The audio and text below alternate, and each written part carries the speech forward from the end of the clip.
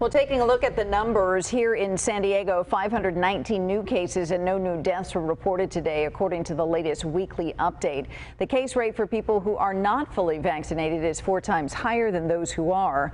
More than 75% of eligible San Diegans are fully vaccinated. However, more San Diegans are dying from complications related to COVID-19. Joining me live now is Dr. Ghazala Sharif, the Chief Medical Officer for Acute Care at Scripps Health. Thank you for being here, Doctor. We wanted to talk to you because over the weekend, Scripps Health Hospitals reported the largest number of COVID-19 related deaths in a single day. So is this the Delta variant making patients sicker, or is something else going on here? I think it's a combination. What we're seeing today, we have 92% of our patients are unvaccinated. In the last few days, since Thursday through today, we've had 21 deaths, which is very sad for all of us to see, happening again. And only one of those was vaccinated. So we're seeing a much higher percentage of, unvaccinated patients coming in and being critically ill, just to be honest. So it's sad for us to see in healthcare that we're back where we were before. I can imagine with the emotions and the exhaustion of your entire industry and what you've been through this past year alone. Tell us about this current trajectory, though, of where things are headed. How many COVID-19 patients do you have right now, and how has that number changed over the last month? We have today 162 patients with COVID. 51 of those are the intensive care unit. So we're seeing higher patients being admitted to the intensive care unit. I think that number is deceiving across the county because we say we're plateauing. Remember, we're discharging patients as fast as we can. So as fast as we're getting people home, another 20 is coming in. Just the other day, we discharged 17 patients to home, and then we had another 17, exactly the same number that were admitted. We are at our capacity across the region for ECMO, which is a heart-lung bypass machine. We have capability for up to 8, but we don't have the staffing. So we have 5 patients currently on heart-lung bypass machine, and that's our capacity right now. So getting vaccinated is so important.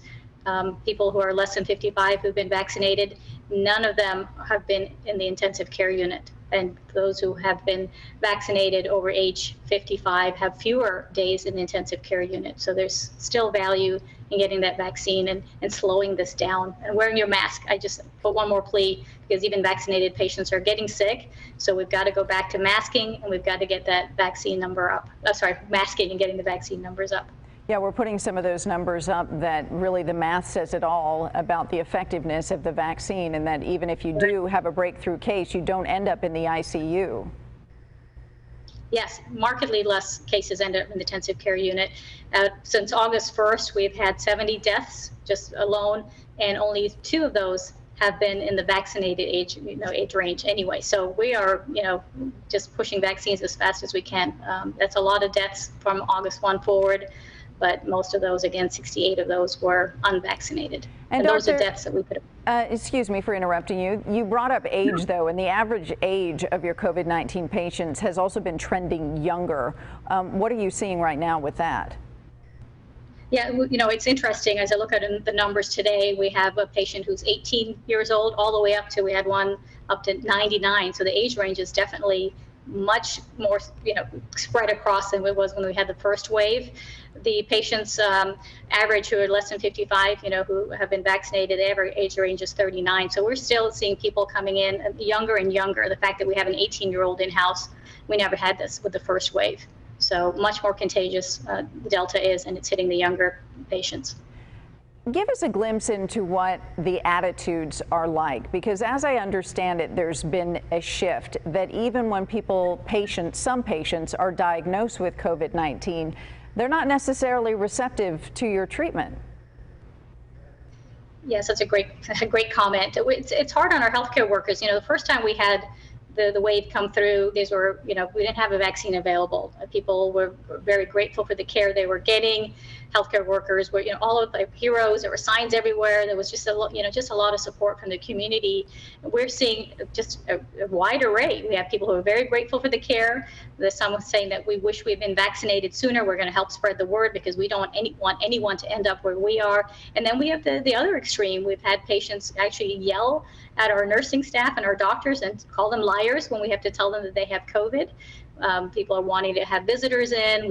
I feel very badly for our screening stations. We can't allow you to visit COVID patient unless it's end of life. And so it's just much more different than the time before in how the healthcare workers are being treated.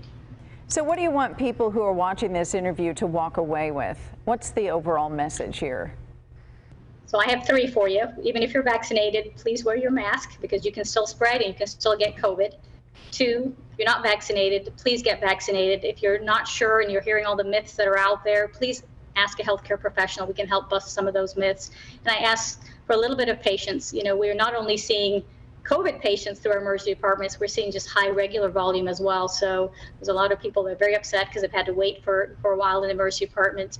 Remember, there's a severe staffing shortage across the country with healthcare workers. So you may have a delay, but just be kind to our staff.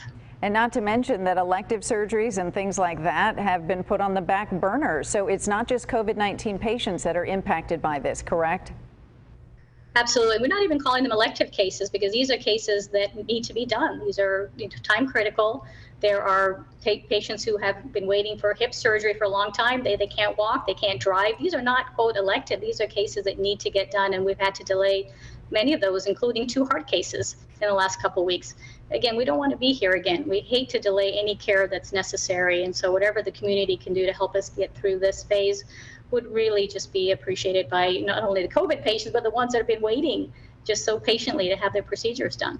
Well, it doesn't seem like a big ask when you consider healthcare workers really carried us over what we thought was the finish line before. So we certainly appreciate you hanging in there. And Dr. Ghazaleh Sharif, thank you very much for being available tonight, considering all that you have to do right now.